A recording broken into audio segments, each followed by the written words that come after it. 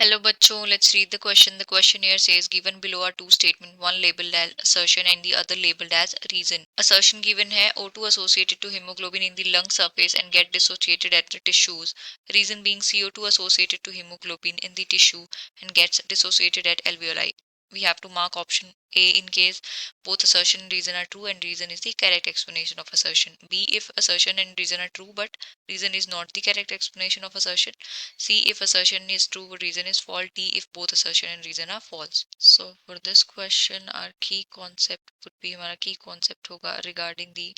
transport of oxygen and carbon dioxide. Oxygen and carbon dioxide so breathing के time हम क्या करते हैं ऑक्सीजन को इनहेल करते हैं लंग्स में एंड CO2 जो है उसको एक्सपेल आउट करते हैं एक्सहेल करते हैं तो सबसे पहले हम बात करेंगे ऑक्सीजन के ट्रांसपोर्ट की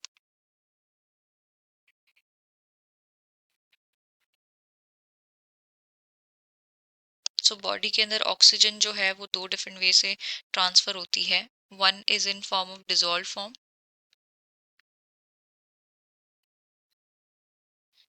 दैट इज अराउंड 3% जो होती है वो डिजोल्व फॉर्म में होती है एंड दूसरी होती है कंबाइंड फॉर्म जो कि हीमोग्लोबिन के साथ कंबाइन होती है कंबाइंड फॉर्म अराउंड 97% ये होती है ऑक्सी हीमोग्लोबिन की फॉर्म में सो ऑक्सीजन जो है लंग सरफेस पे what it does it combine with haemoglobin so reaction को बैलेंस करेंगे तो ये होता है इस तरीके से and it form Hb48 so this is your oxyhemoglobin and lungs के अंदर क्या होता है यूजुअली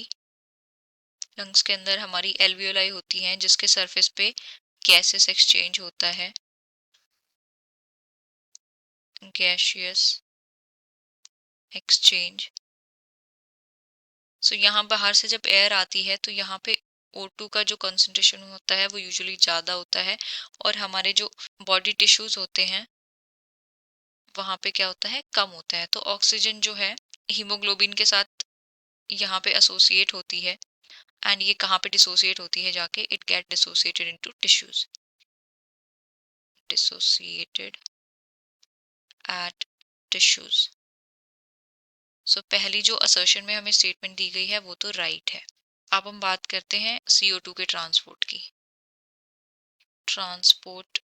ऑफ CO2 CO2 जो है उसके ट्रांसपोर्ट के 3 मीन्स होते हैं पहला होता है डिसॉल्व फॉर्म डिसॉल्व फॉर्म में होती है अराउंड 5 to 7%। दूसरा होता है बाइकार्बोनेट की फॉर्म में बाइकार्बोनेट की फॉर्म में होता है अराउंड 70% एंड तीसरा होता है हमारे पास कार्ब अमीनो हीमोग्लोबिन की फॉर्म में कार्ब अमीनो हीमोग्लोबिन वो होता है अराउंड 23%। सो जो बाइकार्बोनेट फॉर्म में जब CO2 का ट्रांसफर हो रहा होता है तो यहाँ पे क्या होता है CO2 जो है H2O के साथ कंबाइन करती है and it form H2CO3 and ये फर्दर डिसोसिएट होता है किसमें bicarbonate ion plus H plus में एंड यहाँ से जो है ये जाती है कहाँ पे एल्वियोलाई में एंड जैसा कि हम देख रहे हैं ये रिएक्शंस कैसी हैं दोनों के दोनों रिवर्सिबल रिएक्शन है तो यहाँ पे जो HCO3 है इट गेट कन्वर्टेड इनटू यहाँ से क्या हमें यहाँ से एल्वियोली में क्या आ जाती है CO2 आती है एंड यहाँ से फर्दर क्या हो जाती है एक्सहेल आउट होती है दूसरी स्टेटमेंट दी है CO2 associated with haemoglobin in the tissue get dissociated at the alveoli हाँ तो जो कार्बामिनो हीमोग्लोबिन की फॉर्म में हमारे पास CO2 होती है टिश्यूज में प्रेजेंट है क्योंकि टिश्यूज में CO2 की कॉन्सेंट्रेशन ज़्यादा है तो वहां से ये कहाँ पे आती है एल्वियोली के पास आती है और वहां पे डिसोसिएट होती है एंड फाइनली वहां से एक्सपेल आउट होती है तो रीजन भी हमारा राइट है बट असर्शन एंड रीजन जो है दोनों ये ऑक्सीजन के ट्रांसपोर्ट की बात हो रही है ऊपर वाले में, रीजन में CO2 के ट्रांसपोर्ट की बात हो रही है। तो ये तो रीजन जो है वो असर्शन की कोई एक्सप्लेनेशन नहीं है, इंडिविजुअली जो है दोनों स्टेटमेंट राइट है। तो हमारा करेक्ट ऑप्शन होगा option b, that is both assertion reason are true but reason is not the correct explanation of assertion. So final answer for the question is option B. I hope you have understood it well. Best of luck and thank you.